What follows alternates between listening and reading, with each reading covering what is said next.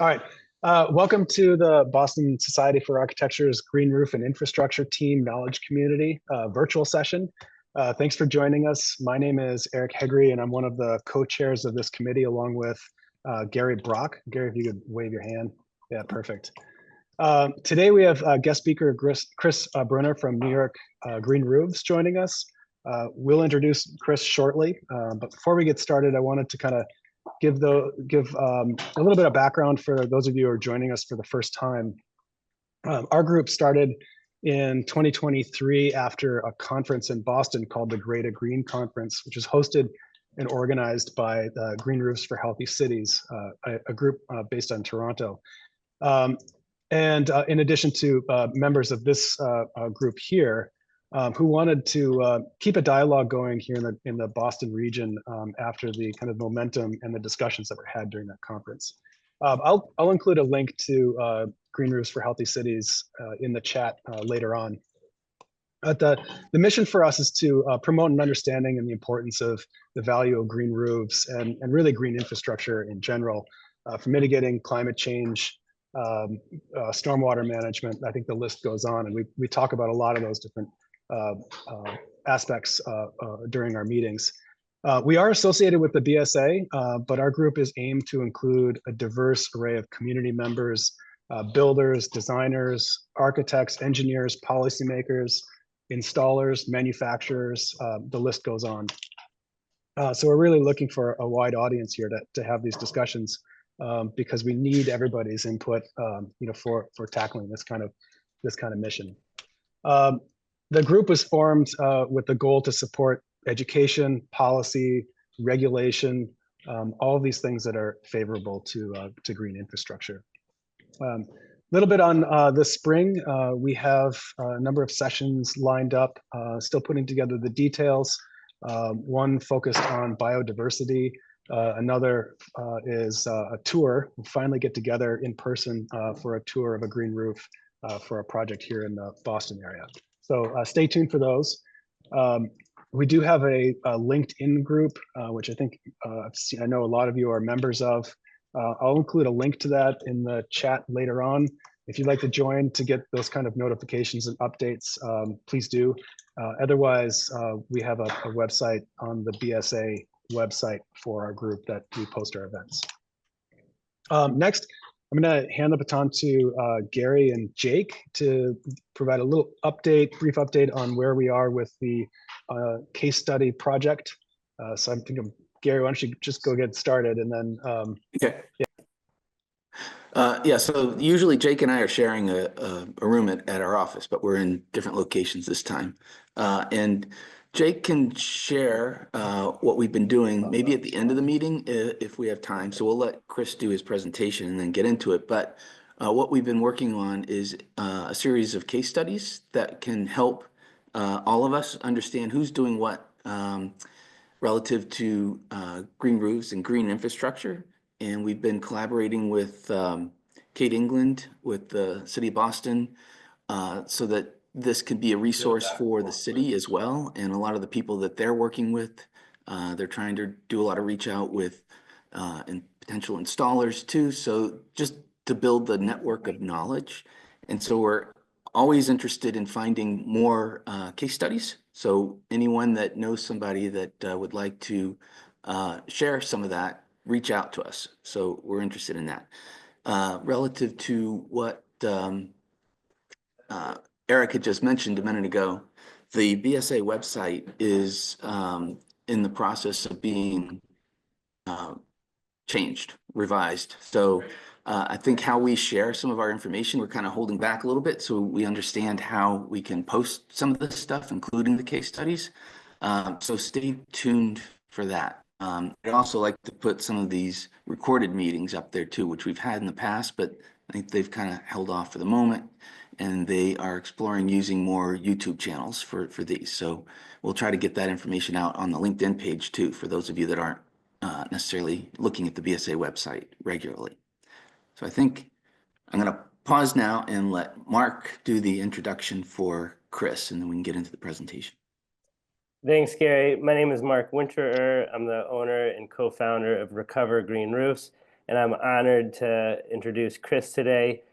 We've been looking up to New York Green Roofs since we started, really setting the standard for high-performing green roofs, beautiful green roofs. And I went up to Cities Alive last year in Toronto, hosted by Green Roofs for Healthy Cities. And it was a great event. They're going to do it every 2 years. I recommend keeping an eye out for the one in 2026. Incredible speakers, including Chris, and his presentation stood out about maximizing green roofs. I've seen this on a lot of projects. You have a huge roof and a sort of, we call them a postage stamp green roof on it. And Chris addressed this in his presentation, how we can maximize green roofs and optimize the benefits. I happened to sit next to Eric on the flight back from Cities Alive by chance and told him about Chris's presentation. And Eric said, "That's awesome. That's exactly the type of speaker we want for our grit sessions." And so now we've been able to do it. And here we are today. And without further ado, Chris, take it away. You got it. Thanks, Mark. Thanks for that introduction, and thanks to all of you for joining. It's really exciting what you guys are putting on, and I really appreciate it. So, I wanted to talk to you guys today about maximizing green roof area on projects in particular. We're a relatively small group, but I think let's keep Q&A to the end. If you guys don't mind, you can just put any questions in the chat, and then we can get at those. I got about 20 minutes or so on a presentation, and then we can dive into any of those topics, anything that you're interested in. I will give some very New York-based examples, especially when it comes to policy and things like that. Hopefully that's interesting for any of you that work in New York, or also if you're thinking about policy in your area in particular, you can see what's working and what's not. So real quick, do I get myself moving here? No, hang on one second. Okay. So I lost you guys. There you go. There you are. Okay. So I'm one of the co-founders at New York Green Roofs. My business partner, Amy Falder, and I started this back in 2008 after working for a few years on green roofing in the city. As a company, we do everything. We're very similar to Mark's company. We do design work, design build work, bid build work. We do a lot of maintenance, really anything involved in green roofing in any way that we can get plants on rooftops. That's really what we're all about. So I'll keep moving through. Here we go. So again, today, talking about maximizing green roof area, I want to look at barriers, best practices, and benefits, essentially, as it relates to this topic. And, for starters, really, why should we do it? I think it's pretty simple. I don't think this is a complicated concept whatsoever. More green roof means more benefits. We've got greater protection for the waterproofing, more stormwater management, more cooling effect, and we've got more habitat. Really, the plants are the ones doing the work here, so let's get them up there. I want to start and show you this project. This is a really cool project down in Houston. We had nothing to do with it. This is a hair show project. It was actually a Cities Alive award winner this past year, and I think it's a phenomenal project. I actually voted on it for winning that award as well. But when I look at it in this context, I see a lot of space right here at the edge that's just kind of open, and possibilities. And I think one of the things that drew me to it is that you see all these folks standing on that railing looking over at it. When I think about it, I imagine probably that was probably a budget decision. Don't have to put plants there if we don't have the budget for it. Could have been a weight structural decision on that end as well. One of the things I like about how they did this is that the waterproofing itself is separated. You can see that that's sort of a waterproofing all in its own in that area. So I think that's a good thing in this situation. But I do look at it, and budgets aside, I think they left a lot of area on the table that potentially could have been dealt with. So, we're going to talk about how that could play out. Here's a project that we did out on the east end of Long Island, and you couldn't put any more plants on this roof. This was a Cook Fox, were the architects on this one, Connell Rothschild, that landscape architect. And really the clients were some of the main drivers on wanting to, I'd say, maximize the green roof area on this. And it's really, really quite a showcase. It also won it won the small scale residential project, which I always find that humorous to think of this as a small scale residence. So I don't know whose project this is, and if anybody does, I'd be interested. But I did find this on the web, and kudos. There's a lot of plants up there, but you can see also, exposed drainage mat, exposed waterproofing. There's a lot of edging. So I would argue that there's a better way to do something like this. Here's another example of that. Again, lots of, the intent is good. My guess is, I don't know, they were thinking about maintenance access. I'm not sure. If anybody knows, I'd be more than interested in finding out. Here's a shot of the Brooklyn Botanic Garden. So really, how do we maximize the green roof area? That's what we're here to talk about. And the concept is extremely simple. We're just going to use as much available rooftop space as possible, and just get as many plants up there as we can. Obviously, there's areas that shouldn't be planted. There's roofs that can't be planted, but those are the things we want to look at and avoid, like Mark said, just kind of see how we can get away from some postage stamp projects that we are seeing quite a bit of these days. So barriers, when we think about this, I think of it in two main ways. I'm really thinking budget. And often that's a short-term issue. So it's maybe the budget's not there at the very beginning, but the ROI in the long term could probably offset that. And then I think information really on how to do it and why you should do it is another lacking piece here. So if we go, wrong direction. Here we go. So thinking about budget, right? We're talking about construction. Cash is king on most projects. And that's a very big limiting factor. This particular example, and I'll talk more about our local laws here in New York, but this particular example was done to satisfy the mandate of the local laws. And as you can see, it's as minimized as it possibly could be. So there's a lot of roof area that's still out there that could be planted. And again, we're seeing these pop up more and more. These are driven by the policy. And it's not to minimize the intent because it is doing something for stormwater. It's definitely bringing plants up on the rooftops, it's creating some habitat. It's giving some level of cooling, but I think we could do more. So to hit those local laws and how they affect this, local laws 92, 94, and NYC, these were passed back in 2019 as part of the Climate Mobilization Act, and they require a sustainable roofing zone on new construction and any existing roof expansion. So if you're just replacing your waterproofing, this does not trigger these laws, but if you replace the roof deck or you put up a new building, you're required to put solar or green roofs on it or a combo, which is a fantastic piece of legislation. Really think it's got a lot of great possibilities. Some of the exclusions that are in there, I mean, it does require 100% of the roof get covered, but it's got excluded areas. And so obviously obstructions on the rooftop, mechanical equipment, recreational spaces, setbacks, pitched roofs, and anything that's really unfavorable doesn't work. But I've highlighted there this fire access pathways and zoning setbacks from a fire standpoint, and an access for the FDNY. And the thing that strikes me on this one is that the NYC Fire Code permits landscaping on buildings as long as it meets certain requirements. So the vegetation can't be more than 12 inches.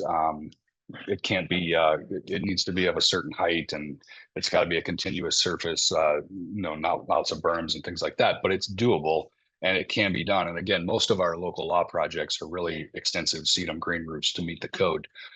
So this, this is leading to projects that are getting where they can, they're just not planting up areas of the roof, and they're leaving off that clear path area for FDNY. I think this is really an information void because essentially of how the legislation was written, but it's leading to jobs that are very chopped up, even projects that are just being designed to fit products and not really performance parameters. So, there's one place there where we could really do some work. This was a project that came to us, kind of hints at the economies of scale issue going on here, by which, the one on your left here, that's how that showed up at our office to get priced. This meets the code. When we did just a simple exercise to see, okay, well, what if we just did the whole thing? It really didn't cost any more to green roof the entirety of the project. But at the end of the day, the client decided they didn't want to do that because they would have had to gone back to DOB with new drawings, et cetera, et cetera.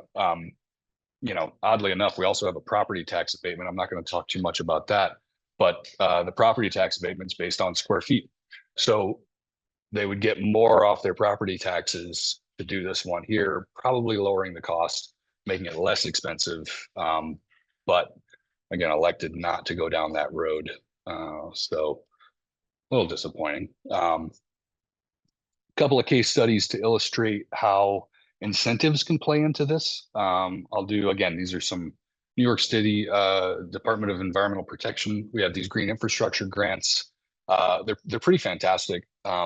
It's based on soil depth, essentially. And actually, I think even since I made this slide, I believe that number, the $30 a square foot number at the max, that's more. I can't remember off the top of my head if it's 35 or 40, but it's increased. You can get quite a lot of money for these, covering a wide variety of what you're trying to do on your rooftop. And it's really, really pretty, really pretty exceptional. Here's the first project I want to look at is Admiral's Row. You guys know what I'm talking about here. So if you look at those green roofs, you can kind of see, again, what was sort of left open. Now this rendering shows pavers, and as if people might be going up there and hanging out.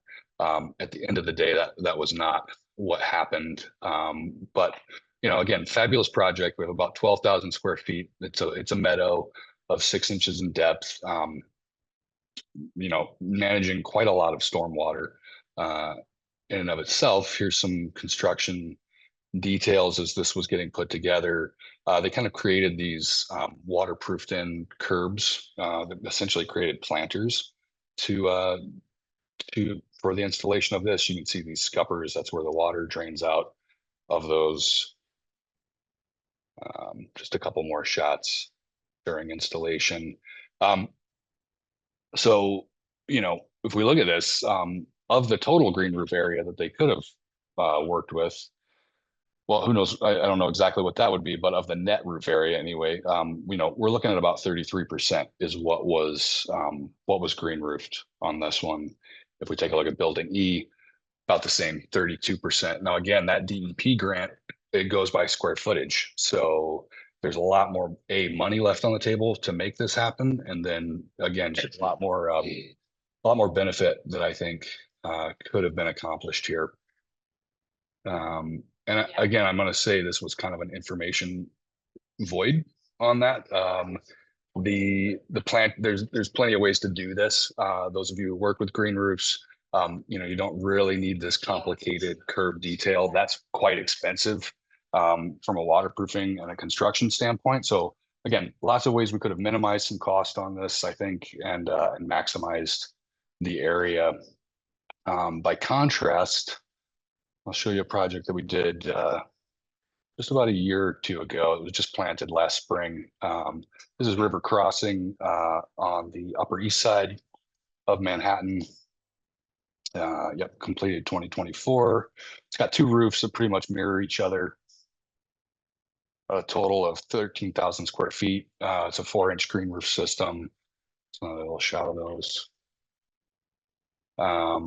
You can see if you look at the details, really, we just did the minimal amount of non-vegetated zone as we could, put as much green roof area as we could up there, maximize that the grant benefit and the incentive monies. We got about 88% coverage on that roof, about 90% on building B. So quite a difference there. Anecdotally, this is we're calling this a passive farm or forage meadow. There are some vegetables in there with the different perennials we've seeded.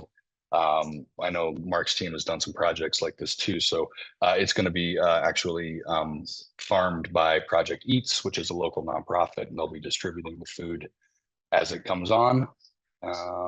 Just a little more on the construction details there. You can see just kind of means and methods. We can't use aggregate as non-veg zones in New York City as we are in a hurricane zone.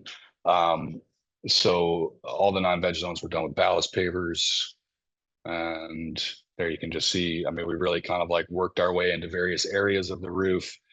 Creates lots of different microclimates. But we've got some veggies coming up, and you can see some of the wildfires starting. This roof was seeded, so you know, as the seedlings are coming up and the different plants are growing, it's going to be neat to see this one evolve over the next couple of years.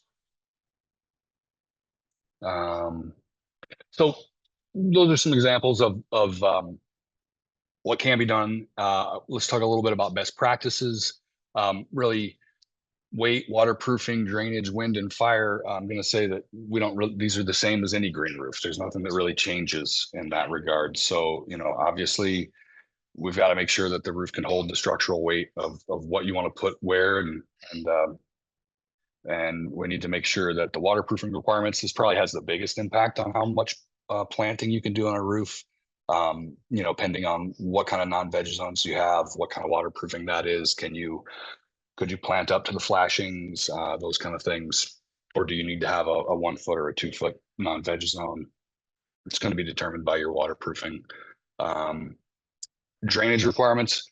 So one thing that will come into play as you try to put, you know, as you reduce, let's say, your non-veg zones, which do act as, you know, as drainage areas in some cases, you know, you may find things that don't work quite the way you thought they would. So again, using those ballast pavers on that Rivers Crossing project, we noticed after installation that that we weren't quite satisfied and did not think that maybe all the water that needed to get to the drains could through just the gaps left in those ballast pavers.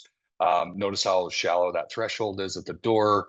We get very intense rainstorms lately in New York City, and they could easily overwhelm that. So we went back in retroactively and just did some fiber grate in those areas so that we could get all of the water down into the drainage layer. So getting water off the roof in the right way is critical. Other considerations, you know, wind design. Here's just a, you can go, if you haven't seen this document, you can go to greenroofs.org or just look it up, the ANSI SPRAE RP14. It's just got some really great info and design guidelines for how to manage wind on rooftops, given your location and the heights of the parapets and the heights of the buildings and all those kind of things. And that does come into play. There are some situations where you wouldn't want a planted area because of the wind load. Fire, very similar. There's another, this is ANSI SPRAE VF1. You know, there's certain places where you're going to need areas where fire can't jump from location to location and those kind of things. So a non-vegetated zone in those places could be useful. But, you know, I refer you back to the design codes. So how about amenity spaces? What can we do in those areas? And I think it's just the same. Again, you know, you can work to incorporate available space that you can use and then just plant up the rest. I like this, the contrast on this project. We have kind of a wedding cake type building. You know, you see these lower terraces with a few tables and a couple of planters, and certainly pale by comparison to the one that's above it. That's fully green roofed. Just another example of a nice amenity project in Williamsburg. This one's down in Hudson Square. So really just the benefits of doing this. I think one of the main ones is greater protection for the roof and waterproofing. This was a study done by, it was actually done by Suprema, the Mountain Equipment Co-op in Toronto, a green roof installed back in '98. They had to I think they tore the building down, so they removed the green roof. And when they did this after 22 years and they got down into it, they really found that that SBS modified bitumen membrane, the one that was underneath the green roof, it was performing pretty much exactly the same as a new SBS modified bitumen roof. So they found, you know, we often talk about things like waterproofing lasting twice as long, things like that. And, you know, that was probably a 20-year membrane, and they're coming back and saying, hey, this doesn't look like it changed very much. It's protected from those heat fluctuations. They've also found that a little bit of moisture on the roof actually helps keep it in good shape. So you can find that article in the Living Architecture Monitor, the spring 2020 issue, or hit me up over email and I'll send you a link to that. What I like to point out here, especially as it relates to, again, these little kind of postage stamp minimized green roofs. So if you look on, you know, the project on the left that we looked at, you see all that exposed waterproofing. What's going to happen over time is that you've got a protected area of the roof underneath the green roof, and the membrane that's right next to it that's not, is going to be experiencing all those changes compared to the one that isn't experiencing the changes due to heat, UV, and exposure, essentially. So where it's going to have a problem is probably right at that intersection. So my fear is that when those kind of things happen and the waterproofing does need to be replaced, you know, I don't know that green roof is really going back at that point. So obviously with more green roof area, we're going to manage more stormwater. We're going to have a greater impact on urban heat, as well as the building's heat. We're going to get more habitat out of this. We've got economies of scale at work, again, just reducing the overall square foot cost. And, you know, we have greater incentives when and where available. So bottom line I have for you guys today, just more plants on more roofs are going to make our cities more livable, and I think they're going to create much greater, longer lasting, beneficial projects for us in the end.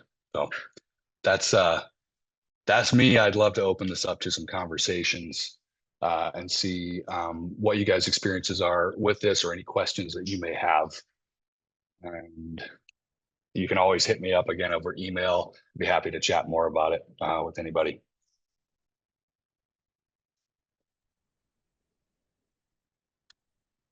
Gary, you're Chris? muted. I was going to ask, on the grants, they were pretty substantial. Who was paying for the grants? Those are NYC DEP funded grants. So they have a very large pool of money to give out, because we do have a consent decree from the EPA to manage all this stormwater and to start dealing with the problems that are coming from that. And they have a lot more money than they're able to actually dole out at this point in time, just given what you have to do to get that grant in place. One of the things that stands in the way is that essentially, or that gets people shied away from it a little bit, is that you do have to you sign what they call a restrictive covenant. So basically you're going into partnership with the city on a green infrastructure asset for the next 20 years. So if something happens to that asset, you're on the hook for giving the money back. And so it's not free money, you know, you're really just kind of getting involved to create space for that. kind of project. But there's a lot of money out there. I mean, $40 a square foot is significant, and that can cover a portion of the soft costs, the engineering and things like that, as well as the green roof itself. Chris, are you That is seeing? good. Sorry, Pete. I was actually just going to follow up on that point. Yeah, Are me you too. seeing that the ongoing sort of partnership actually is encouraging long-term maintenance for building owners, and how are you seeing that play out as it compares to what you've traditionally seen, or what the traditional challenges are with maintenance? Yeah, I think that's a big issue as it relates to any of these, because there is, while you're required to maintain it, so if DEP does come in and they come in 5 years later and they say, hey, this thing's not vegetated, it's not performing, it's all wind scoured, yada yada, they can certainly issue fines at that point in time. How much of that is happening, and how much support and who the people are going out and doing those things, I don't think they exist. So there's a little bit. I mean, I think the office has literally 2 people in it, so they do keep track and do what they can. Again, there's not a ton of these projects out there at the moment. They obviously want to see more, so they're going to need a lot more support in managing that. I think maintenance, for example, on those local law projects, there's really no requirement for that. I mean, I think it says you have to maintain it, but nobody's going around and double checking. From a policy standpoint, I'd love to see something like a tax abatement that's there for your ongoing care of this green infrastructure asset, rather than just the installation of it. I think that would be a good way to do it. Totally. Thanks. Yeah. I was gonna follow up with similar questions. I mean, the grant stuff sounds amazing. And one was, how much money do they have? How long does it actually take to get it? And do they, is it just first come, first serve, or do they try to spread it around? Is it, they're just kind of like, how long has it been in place? Is there even a track record to know? Like, maybe they haven't figured that out yet because there's not enough demand to really meter how they're giving it out. Yeah, they have more to give away than they have projects that are trying to get it. So they're very eager to find projects and folks that are willing to do this. I don't, off the top of my head, I don't know. I know Alan's on the call; he might know the answer to this. I don't remember exactly how long that project, the grants have been in place. But I want to say it's at least 10 years. And so it's been around for a little while. Again, challenges to applications. So we've seen this take anywhere from 18 months to 2 years to come into play. I think on their website, they say they can turn it around in 6 months. I've never seen that happen. So it takes quite a while. It's a contractor driven program, meaning that the contractor could essentially apply to be paid directly by the city for this, or they can be paid by the client, and then the client gets reimbursed by the city. So it's out there that the DEP is desperately trying to find projects to fund. But again, it's hard to get people to say like that, they're gonna guarantee that for the next 20 years in some cases, I think. Yeah. Looks like Zoo has a question. Hey Chris, I have a couple questions. First one is that possible to plant trees on the roof? Second one is, if we want to do green roof on existing structure, what's the potential and what is the constraint? And the third one is, you mentioned 12 inches height constraint, that if the planting bed is stepped, it's a measure from the roof elevation or from the planting bed elevation. So thank you. Sure. I'll go backwards on that. So that 12 inches standard was really for the FDNY code. So that was their max for vegetation height. So that was just for those areas that they want egress and access. So outside of that, as long as you've got the structural capacity for it, you can have a blast, go where you want with it. I think that covers your question, hopefully, on trees. Mhm. If it's just, can we put trees on green roofs? Absolutely. But that is a structural, that's a structural question. Oftentimes we'll do that specifically in areas where, say, we've got additional weight. So maybe there's a beam or a column. You do want to keep in mind, what's the potential growth pattern for that tree, right? I like to think of green roofs in terms of the next 50 years. So I want these to last longer than I do. And I'll find something to knock on here, but wood, you want to think about what's their growth pattern. So what's that tree going to weigh in 20 years, 25 years, that kind of thing, which are calculations that can be estimated. But yeah, you can do it. And I'm sorry, Zhu, the question in the middle was? The last question is existing to do, what if we want to do green roof on existing structure? What's Sure. the potential and what is the constraint? Yeah, I think it's very potential. You're going to want to start with a structural assessment. How much weight can you put on that? And you're going to want to find out what sort of phase of the life cycle is the waterproofing? What kind of waterproofing is there? The best time to do a project like that, in my opinion, is early on in that waterproofing's life cycle. I wouldn't go much past 5 to 7 years on that. And if you can do it when you're re-waterproofing that building, I think that's the best time to do it, because then you can really make the green roof and the waterproofing a system that works together in that regard. So great potential for that. So. Thank you, Chris. Sure. Helpful. I'll jump on the tree question. I'm always thinking of trees being in containers on a green roof, and I don't know if that's typical or if it's done different ways. Sure. I think there's a lot of ways that you can do it. So containers certainly can be done. We've done containers where we've taken the bottoms out of them and they're essentially a cylinder, so that we're getting back into the green roof itself and trying to get those roots to spread out. You can do berms, so you're mounding up, particularly for where the tree is going to be.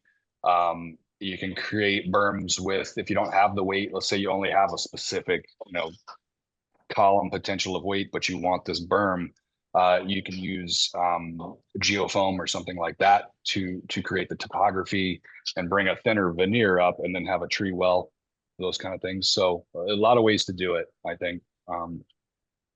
But it all comes back to how much weight can you put on it and can you manage that? And one more follow-up on that, and then I'll let others chime in too. I think of trees having much, I could be wrong, but I think of trees having more aggressive root systems than the other plants that you normally see up there. So are the root barriers different if you're putting trees in, or is it the same stuff? I think it depends on the tree, for one, depends on the plant. But typically, I would call it an intensive application. So a heavier root barrier would be what I would prefer in that situation. But in general, trees don't really want to grow through kind of the heavy duty plastics and things like that we use for this. So usually that's not a problem. Some waterproofing membranes are root proof inherently. For those kind of projects, I'd really like to see that on there. It's going to give you a little more design flexibility, especially in terms of planting all over the roof.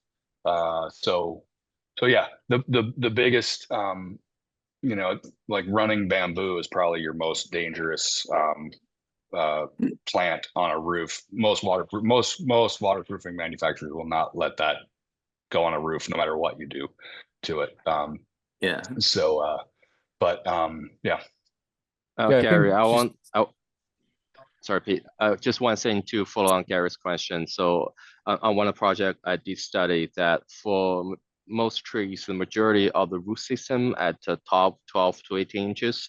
So actually, if we have something to stop the root going deep, that will still have, secure enough soil depth to provide the root to grow. So actually, after like 18 inches, the root volume is much less. So yeah, totally. You can see a lot of you see this in the forest and things like that too. If you see a tree that's fallen over and the root zone is not typically extremely deep, but it spreads out. And with a veneer landscape like a green roof, we can take advantage of that.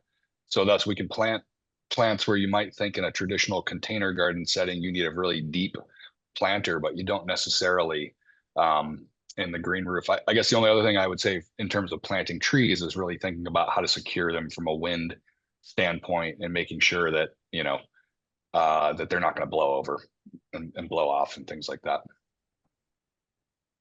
We have a few red twig dogwoods growing in 4 inches of growing media, which blows my mind. It's really incredible.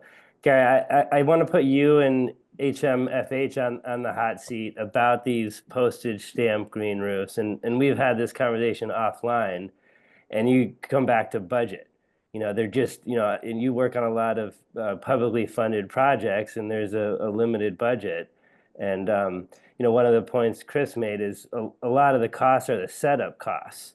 So if you're already up there putting a green roof on a small area, it's not a lot more to cover the rest of the roof.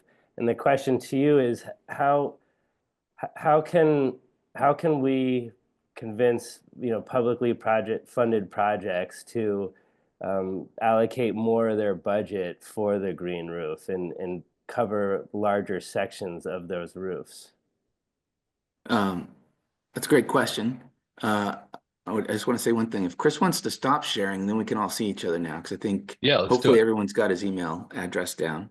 And this is part, you know, Mark's question is part of why, you know, I'm involved in this and want to be involved in this, is to build knowledge. So part of us convincing public clients to do this is to educate them on the benefits and why they should do it.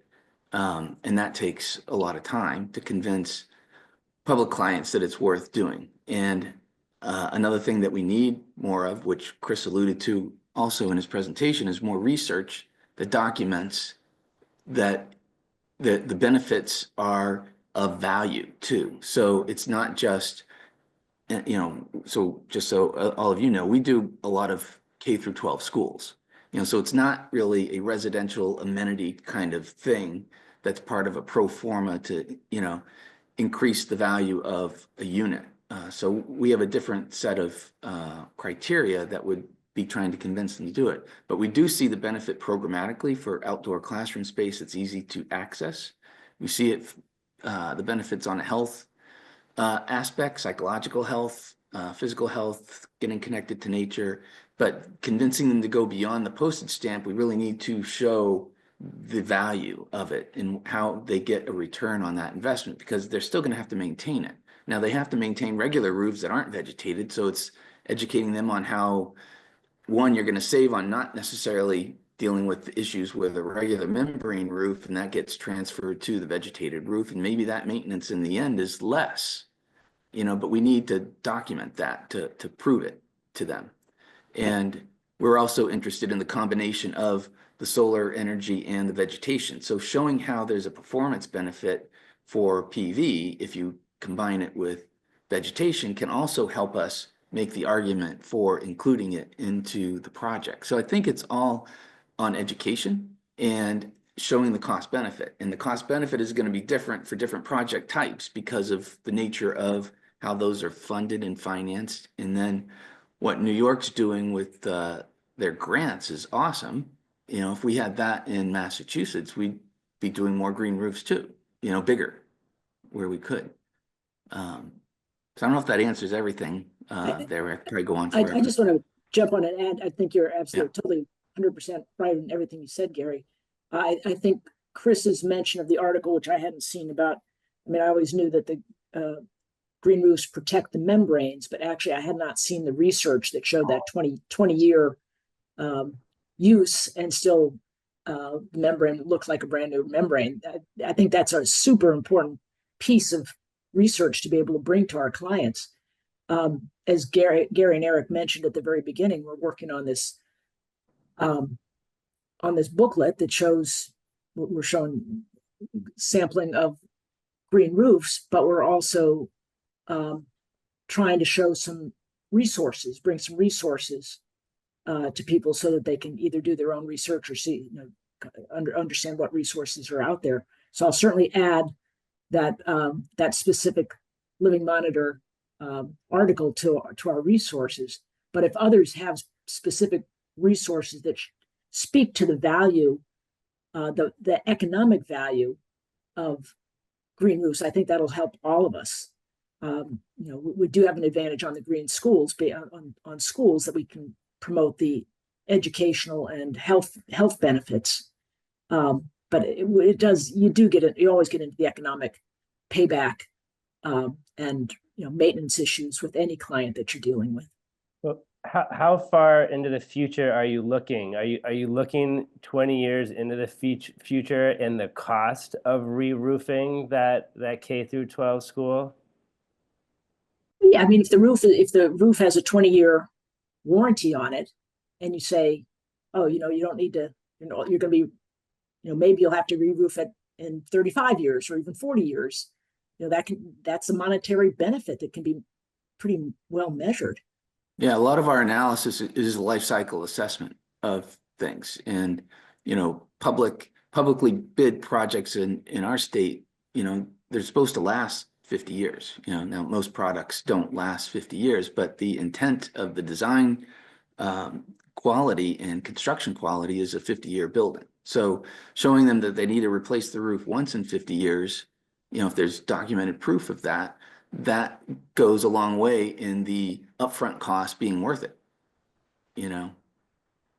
And there's a lot of research out there, but it's not all pieced together to really show you the other ancillary benefits. So there've been a lot of research shown for the roof temperature being lower with vegetated roofs. So the membrane temperature is much lower.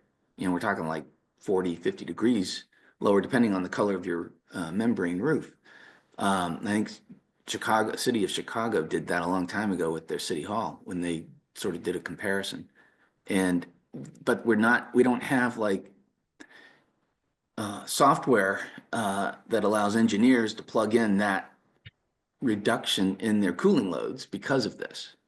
So there isn't a way for them to plug in like, hey, if you had so much vegetated roof that's cooling the roof this much, this is what the resultant loads change to, and we can buy smaller mechanical equipment and it will cost this much less to run because of that. We don't have that, that's a value. So one of my questions to Chris too is, does he work with anyone to do some research? Are universities or manufacturers like Semper Green was doing that one up in Toronto? That's useful information if we can get more of that happening. Yeah, I think I'm not currently. We have done a little bit of work with Columbia University on heat mainly, but I do think what you call out there is a bit of, again, it's that information void. We don't really have it. I want to say that that maybe Trane was doing some stuff with AC units, what they could do if the units were where the units were placed. But those kind of things it's all integrated, right? So, how much more efficient are my solar panels going to be? How much more efficient are my AC units? How much smaller can they be? How long is my roof going to last? All those kind of things tie in and really create that long-term value and benefit. But yeah, I mean, I've been building green roofs for almost 20 years now, and the conversation has been pretty much the same in the US for that amount of time. So, and I don't know, maybe Pete has a little something on this. I don't know where Europe's at with that knowledge piece on this, and how they're pushing it at this point, because the amount of green roofing going on, in places like Germany is just staggering compared to what we're pulling off in the US at this point. Yeah. I think that's a really good point, and I think it's sort of on all of us to continue to encourage that within all of our projects, we try to incorporate elements of research, and it doesn't necessarily have to be sort of a deep research design or an experimental design on our roof, but just organizing ourselves around data collection, essentially, that we can use and leverage for future projects. And I think that there are some great examples. We actually had Andreas Streipzigner on this grit call a while back. And one thing that I really am impressed with by his work is that he views every project as a piece of research. And so he really tries to push the envelope in small ways on each project and really capture the data from each individual and unique project so that he's understanding how systems work and how he can make, consistent improvements over each new project. And that actually Chris, I just sent you a direct message, but I was just thinking sort of in this context of, research design, improvement, capturing all of the elements that we need to capture early on in the design phase, sort of just thinking about the importance of an integrated design process within all of this. And it's actually just curious if you had a sort of a good project to point to where that was successful, maybe specifically if you have anything, not to put you on the spot, where you had an integrated design process and you were able to sort of push beyond some of these postage stamp style projects or poorly designed green roofs. Because I think that, the more we can get knowledgeable people into the design process earlier on, the more we're going to alleviate some of these issues that we're all raising. Yeah, I think you nailed it. I think it's that early on in the design process, and for so many projects that we're involved in, we come in later. We come in, the idea is already sort of there, it's fleshed out. We might get some input into what happens. That the project on the east end of Long Island, for example, I think we mostly get to impact the planting and then some of the technical aspects of the green roof itself. So maybe we can get to where, we can push the boundaries on, on how many plants they're putting there, or where they're putting them, or what kind of planting they're doing, or those kind of things. Very seldom, if ever, and I'm trying to really rack my brain now. You did put me on the spot. That's good. I'm trying to think, I really think it seems like we're still thought of as more of an afterthought, because we do come, we come at kind of the end of the project, right? We even say that, like, I don't want to be installing my green roof while you're still putting cladding up on this bulkhead or any of that. You certainly can't be there before you finish your waterproofing. And they look at you sometimes and they're like, why not? And it's like, well, let's think through that a little bit, But yeah, I think that conversation starts at the design process, and it starts with the idea that the green roof is part of the entire building's performance, and that's probably how we make the biggest difference on that. Thanks for that. Yeah. Gary, you want to show off else has? what we've got? I mean, we've only got a minute left here, a few minutes left. Or are there still questions? I think this discussion is great. Yeah, I just want to see if there are any more questions. I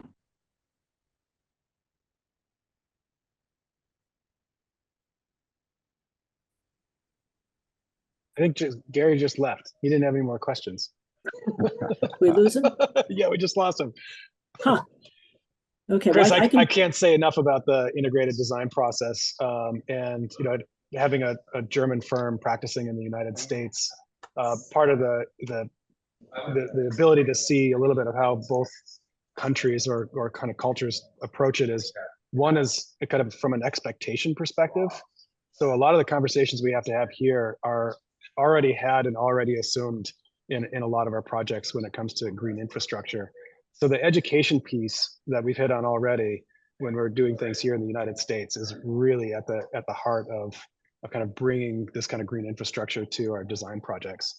I think the bean counting, there's a few things I would love to chat with you about, the bean counting and how that happens on spreadsheets during design, that I think you can also kind of manipulate, and better understanding that helps us have those earlier conversations that the numbers aren't necessarily linear. And I think that's where we get tripped up, is that we start to think of them as linear numbers. And as you go down in scale, you get kind of a one-to-one, reduction. But I think Gary jumped back on, so I wanted to fill the gap there for a second and add those couple thoughts.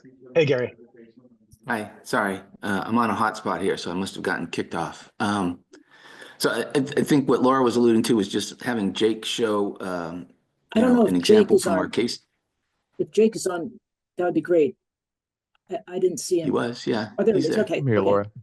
Great. Okay. I started do you have the full book up accessible, Jake?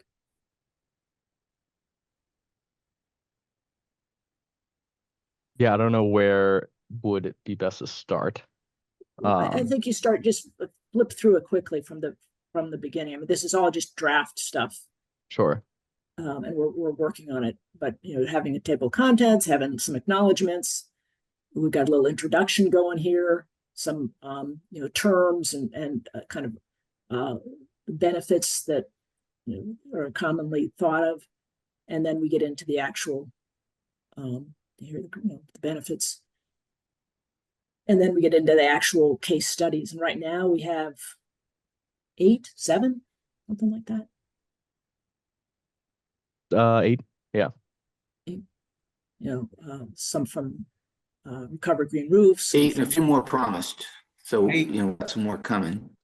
I didn't get is this an HMFH publication, or is this for, what is this? This is this group. The GRIT group is putting this together.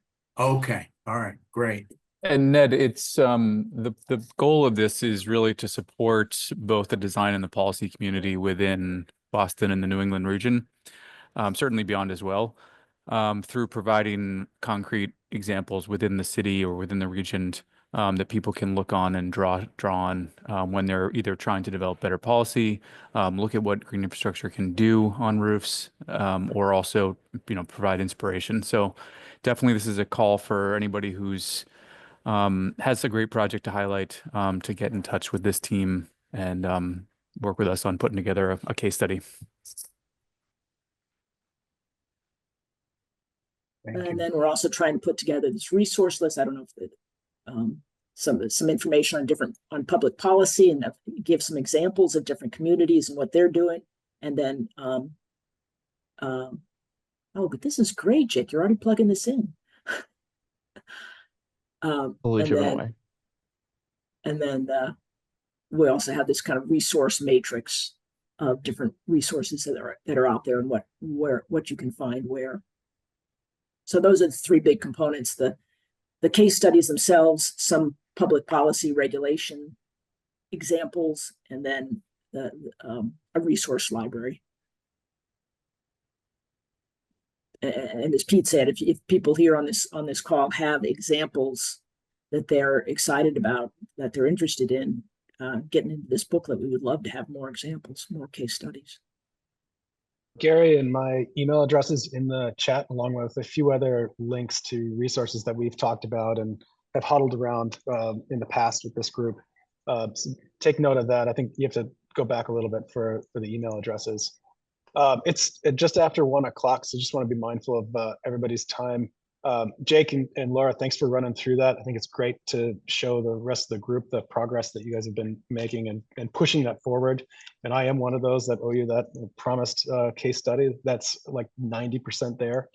And then I think lastly, Chris, thank you very much for taking the time to share your presentation with us today and allowing us to pepper you with some questions about your work and observations of building green infrastructure. I think just to kind of wrap it up, we like looking at other cities and other locations, other countries, to see what you're doing and how it relates to kind of what's happening here in the Boston region and back and forth. So thank you very much for your time. Absolutely. No, great group. Love what you guys are doing, and I really appreciate it. Thanks, Thank Chris. you. Thanks, Chris. Thanks, all. Bye. Have a good afternoon. Thank you. All right.